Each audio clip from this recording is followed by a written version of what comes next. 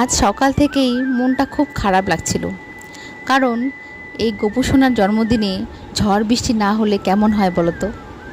তারপরে ভাবতে ভাবতেই আকাশটা কালো করে আসলো।